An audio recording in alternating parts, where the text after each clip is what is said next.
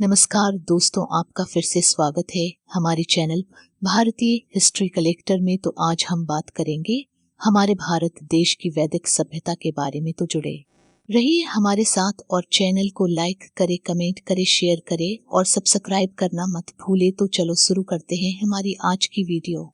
वैदिक सभ्यता प्राचीन भारत में सिंधु घाटी सभ्यता के पश्चात जिस नवीन सभ्यता का विकास हुआ उसे ही वैदिक सभ्यता के नाम से जाना जाता है। इस काल की जानकारी हमें मुख्यतः वैदिक साहित्य से प्राप्त होती है, जिसमें ऋग्वेद सर्वप्राचीन होने के कारण सर्वाधिक महत्वपूर्ण है। वैदिक काल को ऋग्वैदिक या पूर्व वैदिक काल 1500-1000 ईपू तथा उत्तर वैदिक काल 1600 ईपू में बांटा गया है। वैदिक काल या वैदिक युग ला 1500 से ला 500 ईसा पूर्व शहरी सिंधु घाटी सभ्यता के अंत और उत्तरी मध्य गंगा में शुरू होने वाले एक दूसरे शहरीकरण के बीच उत्तरी भारतीय उपमहाद्वीप के इतिहास में अवधि है। वैदिक साहित्य जो इस अवधि के दौरान लिखे गए समकालीन जीवन का विवरण देने वाले प्रख्यात ग्रंथ हैं और साथ ही विश्व के प्राचीनतम ग्रंथ भी है, जिन्हें ऐतिहासिक माना गया है और अवधि को समझने के लिए प्राथमिक स्रोतों का गठन किया गया है। संबंधित पुरातात्विक अभिलेखों के साथ ही दस्तावेज विक संस्कृति के विकास का पता लगाने और उस काल का अनुमान लगाने की अनुमति देते हैं। वेदों की रचना और मौखिक रूप से एक पुरानी हिंद आर्य भाषाएं बोलने वालों द्वारा सटीक रूप से प्रेषित की गई थी, जो इस अवधि के शुरू में भारतीय उपमहाद्वीप के उत्तर पश्चिमी क्षेत्रों में चले गए थे। वैदिक समाज पितृसत्तात्मक था। आरंभिक वैदिक आर्य पंजाब में केंद्रित एक कांस्य युग के समाज से थे, जो कि राज्यों के बजाय जनजातियों में संगठित थे, का मुख्य रूप से जीवन देहाती था। 1500-1300 ईपू वैदिक आर्य पूर्व में उपजाऊ पश्चिमी गंगा के मैदान में फैल गए और उन्होंने लोहे के उपकरण अपना लिए, जो जंगल को साफ करने और अधिक व्यवस्थित कृषि जीवन के लिए उपयोगी थे। वैदिक काल के उत्तरार्ध में भारत राजवंश, युद्धवंश और कुरु साम्राज्य मुख्य शक्ति के रूप में उभरे। वैदिक हिंदू समाज व्यपरक था और यज्ञ सामाजिक व्यवस्था का एक अंग था। इस काल की वर्ण व्यवस्था कार्यानुसार थी, न कि जन्मानुसार थी। वैदिक काल के अंत में लाल 700 से 500 ईपू में महांगरों और बड़े राज्यों महाजनपद का उदय हुआ। इसके साथ साथ श्रमण परंपरा, जैन धर्म और बौद्ध धर्म सहित में वृद्धि हुई, जिसने वैदिक परंपराओं को चुनौती दी। वैदिक संस्कृति के चरणों से पहचानी जाने वाली पुरातात्विक संस्कृतियों में चार मुख्य है: चित्रित धूसर मृद्घांड संस्कृति काले और लाल बर्तन संस्कृति गेरू की कब्र संस्कृति, चित्रित ग्रेवेयर संस्कृति में गेरू रंग की बर्तनों की संस्कृति, वेदों के अतिरिक्त संस्कृत के संस्कृत साहित्य के अन्य कई ग्रंथों की रचना भी 9वीं शताब्दी से 5वीं शताब्दी ईपू काल में हुई थी।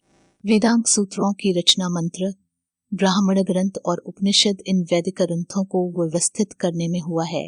रामायण, महाभारत और पुराणों की रचना हुआ, जो इस काल के ज्ञानप्रदायी स्रोत माना गया है। अनंतर चारवाक, तांत्रिकों, बौद्ध और जैन धर्म का उदय भी हुआ। इतिहासकारों का मानना है कि आर्य मुख्यतः उत्तरी भारत के मैदानी इलाकों में रहते थे, कारण आर्य सभ्यता का केंद्र मुख्यतः उत्तरी भारत था। इस काल में उत्तरी भारत आधुनिक पाकिस्तान, बांग्लादेश तथा नेपाल समेत कई महाजनपदों में बंटा था। नाम और देशकाल वैदिक सभ्यता का नाम ऐसा इसलिए पड़ा कि वेद उस काल की जानकारी का प्रमुख स्रोत हैं। वेद चार है: ऋग्वेद, सामवेद, अथर्ववेद, यजुर्वेद। इनमें से ऋग्वेद की रचना सबसे पहले हुई थी। ऋग्वेद में ही गायत्री मंत्र है, जो सावित्री, सूर्यदेव को समर्पित है। ऋग्वेद के काल निर्धारण में विद्वान एकमत नहीं है। सबसे पहले मैक्स मूलर ने वेदों के काल निर्धारण का प्रयास किया। उसने बौद्ध धर्म 550 ईसा पूर्व 3 से पीछे की ओर चलते हुए वैदिक साहित्य के 3 ग्रंथों की रचना को मनमाने ढंग से 200 वर्षों का समय दिया और इस तरह ऋग्वेद के रचना काल को 1200 ईसा पूर्व के करीब मान लिया, पर निश्चित रूप से उसके आंकलन का कोई आधार नहीं था। वैदिक काल को मुख्यतः दो भागों में बांटा जा सकता है, ऋग्वैदिक काल और उत्तर वैदिक काल। ऋग्वैदिक काल आर्यों के आगमन के तुरंत बाद का काल था, जिसमें कर्मकांड गौण थे, पर उत्तर वैदिक काल में हिंदू धर्म में कर्मकांडों की प्रमुखता बढ़ गई। ऋग्वैदिक काल 1500-1000 ईपू। इस काल की तिथि निर्धारण जितनी विवादास्पद रही है, उतनी ही इस काल के लोगों के बारे में सटीक जानकारी। इसका एक प्रमुख कारण यह भी है कि इस समय तक केवल इसी ग्रंथ ऋग्वेद की रचना हुई थी। मैक्स मूलर के अनुसार आर्य का मूल निवास मध्य एशिया है। आर्य द्वारा निर्मित सभ्यता वैदिक काल कहलाई। आर्य द्वारा विकसित सभ्यता ग्रामीण सभ्यता कहलाई। आर्यों की भाषा संस्कृत थी। मैक्स मूलर ने जब अटकलबाजी करते हुए इसे 1200 ईसा पूर्व से आरंभ होता बताया था, लेख का आरंभ देते कि उसके समकालीन विद्वान W.D. हिवनी ने इसकी आलोचना की थी। उसके बाद मैक्स मूलर ने स्वीकार किया था कि पृथ्वी पर कोई ऐसी शक्ति नहीं है जो निश्चित रूप से बता सके कि वैदिक मंत्रों की रचना 1000 ईसा पूर्व में हुई थी या कि 1500 ईसा पूर्व में या 2000 या 3004। ऐसा माना जाता है कि आर्यों का एक समूह भारत के अतिरिक्त ईरान, फारस और यूरोप की तरफ भी गया था। ईरानी भाषा के प्राचीनतम ग्रंथ अवेस्ता की सूक्तियां ऋग्वेद से मिलती जुलती हैं। अगर इस भाषिक समरूपता को देखें तो ऋग्वेद का रचनाकाल 1000 ईसा पूर्व आता है, लेकिन बोगाज कोई एशिया माइनर में पाए गए 1400 ईसा पूर्व के अभिलेख में हिंदू देवताओं इंद्र, वरुण, नासत्य इत्यादि को देखते हुए इसका काल और पीछे माना जा सकता है। बाल गंगाधर तिलक ने ज्योतिषीय गणना करके इसका काल 6000 ईपू माना था। हरमोन जैकोबी ने जहां इसे 4500 ईसा पूर्व से 2500 ईसा पूर्व के बीच आंका था, वहीं सुप्रसिद्ध संस्कृत विद्वान विंटरनित्स ने इसे 3000 ईसा पूर्व का बताया था। प्रशासन शासन की सबसे छोटी इकाई कुल थी। एक कुल में एक घर में एक छत के नीचे रहने वाले लोग शामिल थे। परिवार के मुखिया को कुलुप कहा जाता था। एक ग्राम कई कुलों से मिलकर बना होता था।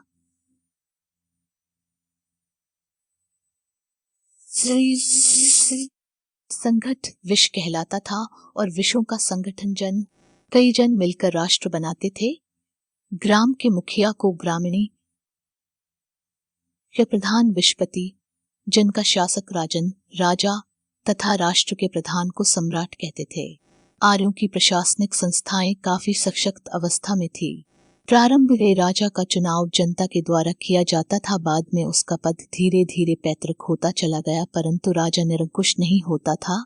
वे जनता की सुरक्षा की पूरी जिम्मेदारी लेता था। इस सुरक्षा व्यवस्था के बदले में लोग राजा को स्वैच्छिक कर देते थे, जिसे बलि कहा जाता था। ऋग्वैदिक आर्यों की दो महत्वपूर्ण राजनीतिक संस्थाएं थीं, जिन्हें सभा और समिति कहा जाता था। एक सभा, इसे उच्च सदन भी कहा जा सकता है, यह समाज से आए हुए बुद्धिमान और अनुभवी व्यक्तियों की संस्था थी। सभा के सदस्यों को सभ्य अथवा सभासद कहा जाता था और सभा का अध्यक्ष सभापति कहा जाता था। सभा के सदस्यों को पितर कहा जाता था, जिससे पता लगता है कि ये बुजुर्ग और अनुभवी लोग थे। समिति आम जनमानस की संस्था थी। उसके सदस्य समस्त नागरिक होते थे। इसमें सामान्य विषयों पर चर्चा होती थी। उसके अध्यक्ष को ईशान कहा जाता था। प्रारंभ में समिति में स्त्रियां भी आती थी और उसमें आकर रख नामक गान किया करती थी। आर्यों की सबसे प्राचीन संस्था को जनसभा थी, उसे विदत कहा जाता था। धर्म वैदिक काल में प्राकृतिक शक्तियों की ही पूजा की जाती थी और कर्मकांडों की प्रमुखता नहीं थी। ऋग्वैदिक काल धर्म की अन्य विशेषताएं कृत्या, नृत्य, यातुधान, सरपरी आदि के रूप में अपकरी शक्तियों अर्थात राजसों, पिशाच एवं अप्सराओं का जिक्र दिखाई पड़ता है। इस समय में मूर्ति पूजन नहीं होता था और ना ही मंत्रोच्चार किया जाता था। कर्मकांड जैसे पूजा पाठ, व्रत, यज्ञ आदि इस काल में नहीं होते थे। उत्तर वैदिक काल 1600 ईसा पूर्व। ऋग्वैदिक काल में आर्यों का निवास स्थान सिंधु तथा सरस्वती नदियों के बीच में था। बाद में वे संपूर्ण उत्तर भारत में फैल चुके थे। सभ्यता का मुख्य क्षेत्र गंगा और उसकी सहायक नदियों का मैदान हो गया था। गंगा को आज भारत की सबसे पवित्र नदी माना जाता है। इस काल में विश्व का विस्तार होता गया और कई जन विलुप्त हो गए। भारत त्रित्सु और तुर्वस जैसे जन राजनीतिक हलकों से गायब हो गए, जबकि पुरु पहले से अधिक शक्तिशाली हो गए। पूर्वी उत्तर प्रदेश और बिहार में कुछ नए राज्यों का विकास हो गया था, जैसे काशी, कोसल, विदेह, मिथिला, मगध और अंग। ऋग्वैदिक काल में सरस्वती नदी को सबसे महत्वपूर्ण माना जाता है। गंगा का एक बार और यमुना नदी का उल्लेख 3 बार हुआ है। इस काल में कौसाम्बी नगर में पहली बार पक्की ईंटों का प्रयोग किया गया। इस काल में वर्ण व्यवसाय के बजाय जन्म के आधार पर निर्धारित होने लगे। वैदिक साहित्य में 4 वेद एवं उनकी संहिताओं, ब्राह्मण, आरण्यक, उपनिषदों एवं वेदांगों को शामिल किया जाता है। वेदों की संख्या 4 है: ऋग्वेद, सामवेद, यजुर्वेद और अथर्ववेद। वेद, सामवेद, यजुर्वेद और अथर्ववेद विश्व के प्रथम प्रमाणिक ग्रंथ है। वेदों को अपौरुषेय कहा गया है। गुरु द्वारा शिष्यों को मौखिक रूप से कंठस्थ कराने के कारण वेदों को श्रुति की संज्ञा दी गई है। ऋग्वेद देवताओं की स्तुति से संबंधित रचनाओं का संग्रह है। ये 10 मंडलों में विभक्त है। इसमें 2 से 7 तक के मंडल प्राचीनतम माने जाते हैं। प्रथम, अष्टम, नवम एवं दशम मंडल बाद में जोड़े गए हैं। इसमें 1028, 1017 साकल में, 411 बालखिल्य में सूक्त है। 3 इसकी भाषा पद्यात्मक है। 4 ऋग्वेद में 33 प्रकार के देवों, दिव्य गुणों से युक्त पदार्थों का उल्लेख मिलता है। 5 प्रसिद्ध गायत्री मंत्र जो सूर्य से संबंधित देवी गायत्री को संबोधित है, ऋग्वेद में सर्वप्रथम प्राप्त होता है। 6 अस्तोमा सद्गमय वाक्य ऋग्वेद से लिया गया है। 7 ऋग्वेद में मंत्र को कंठस्थ करने में स्त्रियों के नाम भी मिलते हैं, जिनमें प्रमुख हैं लोपामुद्रा, घोषा, शाची, पौलुमी एवं कक्षावृत्ति आदि। इसके पुरोहित के नाम होत्री है। 9 त्रिशूद्र वर्ण शब्द का सर्वप्रथम उल्लेख है। 10 9वां मंडल के सभी 114 सूक्त सोम को समर्पित है। 11 इसमें लगभग 11,000 श्लोक हैं। 12 इसके प्रथम श्लोक में अग्नि का उल्लेख है। 13 कई स्थानों पर ऋषभदेव का उल्लेख मिलता है। यजुर्वेद युजु का अर्थ होता है यज्ञ। इसमें धनुर्विद्या का उल्लेख है। इसके पाठकर्ता को अध्वर्यु कहते हैं। यजुर्वेद वेद में यज्ञ की विधियों का वर्णन किया गया है। इसमें मंत्रों का संकलन अनुष्ठानिक यज्ञ के समय सस्तर पाठ करने के उद्देश्य से किया गया है। इसमें मंत्रों के साथ साथ धार्मिक अनुष्ठानों का भी विवरण है, जिसे मंत्रोच्चारण के साथ संपादित किए जाने का विधान सुझाया गया है। यजुर्वेद की भाषा पद्यात्मक एवं गद्यात्मक दोनों है। यजुर्वेद की 2 शाखाएं हैं, कृष्ण यजुर्वेद तथा शुक्ल यजुर्वेद। कृष्ण यजुर्वेद की 4 शाखाएं हैं, मैत्रायणी संहिता, काठक संहिता, कबिंथल तथा संहिता। शुक्ल यजुर्वेद की 2 शाखाएं हैं, मध्यान्दीन तथा कण्व संहिता। शुक्ल यजुर्वेद पद्य में मिलता है। ये 40 अध्यायों में विभाजित है। वाजस्नेयी शुक्ल यजुर्वेद की संहिताओं को बोला जाता है। यजुर्वेद का ब्राह्मण ग्रंथ शतपथ ब्राह्मण है। यजुर्वेद का उपवेद धनुर्वेद है। धनुर्वेद अस्त्र शस्त्र से संबंधित है। द्रोणाचार्य, विश्वामित्र, कृपाचार्य इससे संबंधित प्रमुख आचार्य हैं। इसी ग्रंथ में पहली बार राजसूय तथा वाजपेयी जैसे 2 राजकीय समारोह का उल्लेख है। ईशोपनिषद यजुर्वेद का अंतिम भाग है।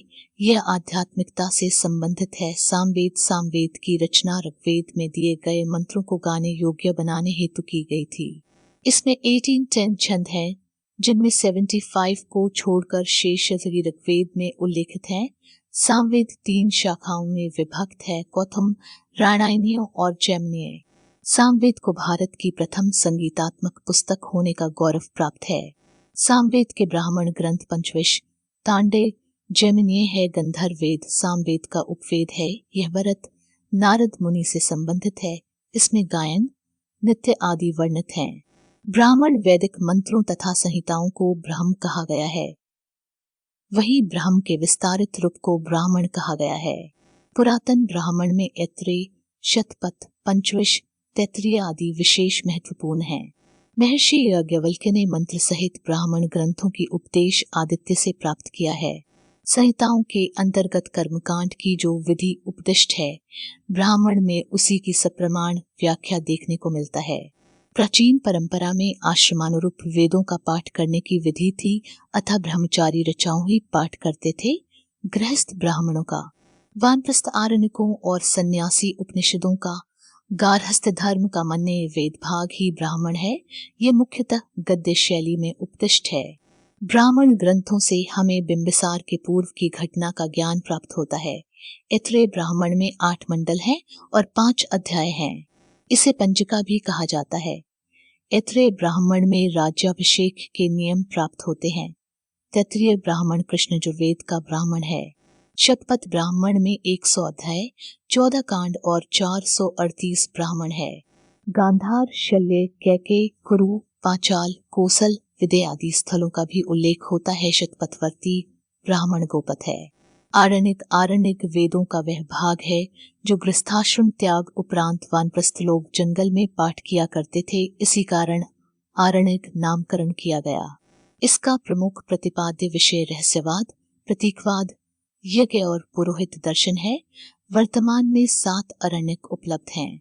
सामवेद और अथर्ववेद का कोई आरण्यक स्पष्ट और भिन्न रूप में उपलब्ध नहीं है। उपनिषद प्राचीनतम दार्शनिक विचारों का संग्रह है। उपनिषदों में वरिहद आरणन यक तथा चानान ददोन ये सर्वाधिक प्रसिद्ध हैं। इन ग्रंथों से बिंबिसार के पूर्व के भारत की अवस्था जानी जा सकती है। परीक्षित, उनके पुत्र जन्मेजय तथा पश्चातकालीन राजाओं का उल्लेख इन्हीं उपनिषदों में किया गया है। इन्हीं उपनिषदों से यह स्पष्ट होता है कि आर्यों का दर्शन विश्व के अन्य सभ्य देशों के दर्शन से सर्वोत्तम तथा अधिक आगे था। आर्यों के आध्यात्मिक विकास, प्राचीनतम धार्मिक अवस्था और चिंतन के जीते जागते जीवंत उदाहरण इन्हीं उपनिषदों में मिलते हैं। उपनिषदों की रचना संभवतः बुद्ध के काल में हुई, क्योंकि भौतिक इच्छाओं पर सर्वप्रथम आध्यात्मिक उन्नति की महत्ता स्थापित करने का प्रयास बौद्ध और जैन धर्मों के विकास की प्रतिक्रिया के फलस्वरूप हुआ।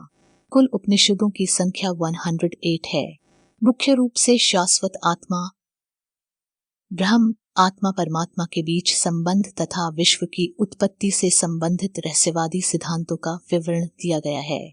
सत्यमेव जयते मुंडकोपनिषद से लिया गया है। मैत्रायणी उपनिषद में त्रिमूर्ति और चार्तु आश्रम सिद्धांत का उल्लेख है। वेदांग युगांतर में वैदिक अध्ययन के लिए 6 विधाओं, शाखाओं जन्म हुआ, जिन्हें वेदांग कहते हैं। वेदांग का शाब्दिक अर्थ है वेदों का अंग, तथापि इस साहित्य के पौरुषेय होने के कारण श्रुति साहित्य से पृथक ही गिना जाता है। वेदांग को स्मृति भी कहा जाता है, क्योंकि ये मनुष्यों की कृति मानी जाती है। वेदांग सूत्र के रूप में है। इसमें कम शब्दों में अधिक तथ्य रखने का प्रयास किया गया है। वेदांग की संख्या 6 है। शिक्षा, स्वर, ज्ञान, वेद की नासिका, कल्प, धार्मिक रीति एवं पद्धति, वेद के हाथ, निरुक्त शब्द, व्युत्पत्ति, शास्त्र, वेद के कान, व्याकरण, वेद के मुख, छंद शास्त्र, वेद के पैर, ज्योतिष, खगोल विज्ञान, वेद की आंखें। सूत्र साहित्य वैदिक साहित्य का अंग है तथा यह उसे समझने में सहायक भी है। ब्रह्म सूत्र श्री वेद व्यास ने वेदांत पर यह परम गूढ़ ग्रंथ लिखा है, जिसमें परमसत्ता, परमात्मा, परम सत्य, ब्रह्म स्वरूप ईश्वर तथा उनके द्वारा सृष्टि और ब्रह्मतत्व वर गूढ़ विवेचना की गई है। इसका भाष्य श्रीमद् आदिशंकराचार्य जी ने भगवान व्यास जी के कहने पर लिखा था। कल्प सूत्र ऐतिहासिक दृष्टि से सर्वाधिक महत्वपूर्ण। वेदों का हस्त स्थानीय वेदांग, श्रोत सूत्र महायज्ञ से संबंधित विस्तृत विधि विधानों की व्याख्या, वेदांग कल्प सूत्र का पहला भाग, स्मार्त सूत्र शोचस संस्कारों का विधान करने वाला कल्प का दूसरा भाग, शुल्ब सूत्र यज्ञ स्थल तथा अग्निवेदी के निर्माण तथा माप से संबंधित नियम इसमें हैं। इसमें भारतीय ज्यामिति का प्रारंभिक रूप दिखाई देता है। का तीसरा भाग धर्म सूत्र, इसमें सामाजिक धार्मिक कानून तथा आचार संहिता है। कल्प का चौथा भाग गृह सूत्र पारिवारिक संस्कारों, उत्सवों तथा वैयक्तिक योग से संबंधित विधि विधानों की चर्चा है। राजनीतिक स्थिति ऋग्वैदिक काल मुख्यतः एक कबीलाई व्यवस्था वाला शासन था जिसमें सैनिक भावना प्रमुख थी। राजा को गोमत भी कहा जाता था। वैदिक काल में राजतंत्रात्मक प्रणाली प्रचलित थी। इसमें शासन का प्रमुख राजा होता था। जो वंशानुगत तो होता था परंतु जनता उसे हटा सकती थी। वह क्षेत्र विशेष का नहीं बल्कि जन विशेष का प्रधान होता था। जो युद्ध का नेतृत्व करता था उसे कर वसूलने का अधिकार नहीं था। जनता द्वारा स्वेच्छा से दिए गए भाग से उसका खर्च चलता था। सभा, पिति तथा विदत नामक प्रशासनिक संस्थाएं थीं। अथर्ववेद में सभा एवं समिति को प्रजापति की दो पुत्रियां कहा गया है। समिति का महत्वपूर्ण कार्य राजा का चुनाव करना था। समिति का प्रधान ईशान्यापति कहलाता था। विदत में स्त्री एवं पुरुष दोनों सम्मिलित होते थे। नवधुओं का स्वागत, धार्मिक अनुष्ठान आदि सामाजिक कार्य विदत में होते थे। सभा श्रेष्ठ लोगों की संस्था थी। समिति आम जनप्रतिनिधि सभा थी एवं विदत सबसे प्राचीन संस्था थी। ऋग्वेद में सबसे ज्यादा बार उल्लेख विदत का 122 बार हुआ है। सैन्य संचालन वरात, गढ़ व सर्द नामक कबीलाई संगठन करते थे। शतपथ ब्राह्मण के अनुसार अभिषेक होने पर राजा मह बन जाता था। राजर्षि यज्ञ करने वाले की उपाधि राजा तथा वाजपेयी यज्ञ करने वाले की उपाधि सम्राट थी। स्पर्श गुप्तचरों को और पुरूप दुर्गापति को कहा जाता था। राजा का प्रशासनिक सहयोग पुरोहित एवं सेनानी आदि 12 रत्न करते थे। चारागाह के प्रधान को वाज्रपति एवं लड़ाकू दलों के प्रधान को ग्रामीणी कहा जाता था। 12 रत्न पुरोहित राजा का प्रमुख परामर्शदाता, सेनानी सेना का प्रमुख, ग्रामीण ग्राम का सैनिक पदाधिकारी, महिषी राजा की पत्नी, सूत राजा का सारथी, चित्री प्रतिहार, समृद्ध कोषाध्यक्ष, भागदूत कर एकत्र करने वाला अधिकारी, अक्षवाप लेखाधिकारी, गोविकृत वन का अधिकारी, पालागल राजा का मित्र। क्षेत्रों के विशेषज्ञ होत्र ऋग्वेद का पाठ करने वाला, उद्गाता सामवेद की रचनाओं का गान करने वाला, अध्वर्यु यजुर्वेद का पाठ करने वाला, ब्रह्मा संपूर्ण यज्ञों की देखरेख करने वाला। सामाजिक स्थिति ऋग्वेद के 10वें मंडल में 4 वर्णों का उल्लेख मिलता है। वर्ण व्यवस्था कर्म आधारित थी। वे मंडल को परवर्ती काल माना जाता है। समाज पितृसत्तात्मक था। संयुक्त परिवार प्रथा प्रचलित थी। परिवार का मुखिया कुलोपक कहलाता था। परिवार कुल कहलाता था। कई कुल मिलकर ग्राम, ग्राम मिलकर विश्व, कई विश्व मिलकर जन एवं कई जन मिलकर जनपद बनते थे। अतिथि सत्कार की परंपरा का सबसे ज्यादा महत्व था। एक और वर्ग पणियों का था जो धनी थे और व्यापार करते थे। भिखारियों और कृषि दासों का अस्तित्व नहीं था। संपत्ति की इकाई गाय थी जो विनिमय का माध्यम भी थी। सारथी और बड़ी समुदाय को विशेष सम्मान प्राप्त था। अस्पृश्यता, सती प्रथा, पर्दा प्रथा, बाल विवाह आदि का प्रचलन नहीं था। शिक्षा एवं वर चुनने का अधिकार महिलाओं को था। विधवा विवाह, महिलाओं का उपनयन संस्कार, नियोग, गंधर्व एवं अंतरजातीय विवाह प्रचलित था। स्त्राभूषण स्त्री एवं पुरुष दोनों को प्रिय थे। जो यव मुख्य अनाज था। शाकाहार का प्रचलन था। सोमरस अमृत जैसा का प्रचलन था। नृत्य, संगीत, पासा, घुड़दौड़, मल्लयुद्ध, शुकर आदि मनोरंजन के प्रमुख साधन थे। अपाला, घोष, विश्ववारा, गार्गी आदि विदुषी महिलाएं थीं। ऋग्वेद में नारियों, मूर्ख या दस्यु को मृदवाई, अस्पष्ट बोलने वाला, अवृत, नियमों व्रतों का पालन नहीं करने वाला बताया गया है। सर्वप्रथम जर आबा आल ऊपर नशीषद में चारों आश्रम ब्रह्मचर्य, गृहस्थ, वानप्रस्थ तथा संन्यास आश्रम का उल्लेख मिलता है। आर्थिक स्थिति अर्थव्यवस्था का प्रमुख आधार पशुपालन एवं कृषि था। ज्यादा पालतू पशु रखने वाले गोमत कहलाते थे। चारागाह के लिए उत्तति या गव्य शब्द का प्रयोग हुआ है। दूरी को गव्युति, पुत्री को दुहिता, गाय दुहने वाली तथा युद्धों के लिए गविष्टि का प्रयोग होता था। राजा को जनता स्वेच्छा से कर देती थी। आवास घास फूस एवं काष्ठ निर्मित होते थे। नर लेने एवं देने की प्रथा प्रचलित थी, जिसे कुसीद कहा जाता था। बैलगाड़ी, रथ एवं नाव यातायात के प्रमुख साधन थे।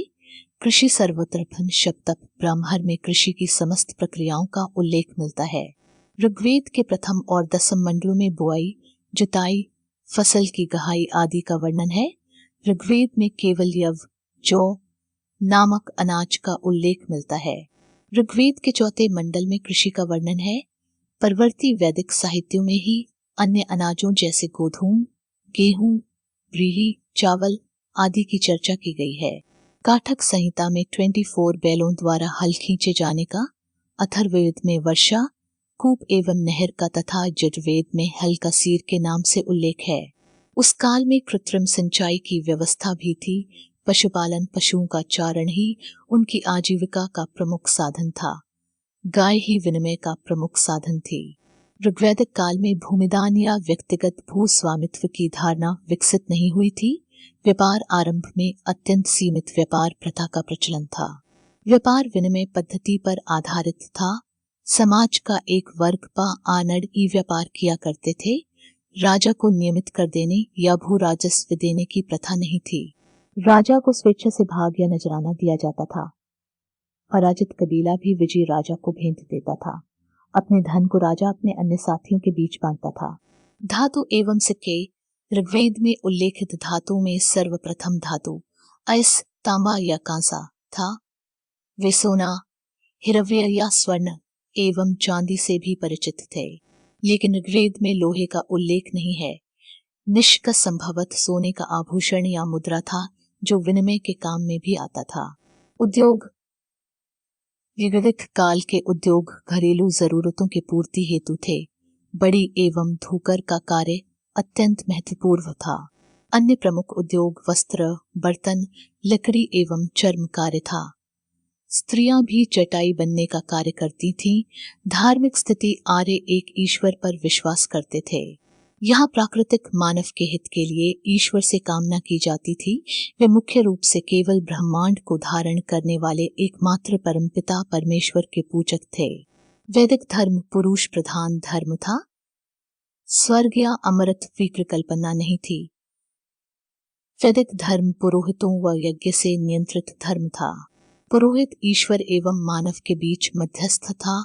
मनुष्य एवं देवता के बीच मध्यस्थ की भूमिका निभाने वाले देवता के रूप में अग्नि की पूजा की जाती थी।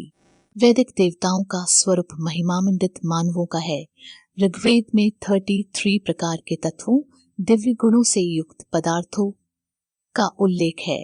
तो आज की वीडियो यहीं पे समाप्त होती है। तो दोस्तों बताइए कि आज की वीडियो से आपको क्या सीखने को मिल और आपको हमारी ये वीडियो कैसी लगी, ये कमेंट करके हमें ज़रूर बताइए और ज़्यादा से ज़्यादा लोगों को शेयर करिए, ताकि भारत के देश तमाम लोगों को हमारे देश की प्राचीन सभ्यता मालूम पड़े। तो चलो मिलते हैं हमारी अगली वीडियो में, तब तक बोलते रहिए जय श्री राम।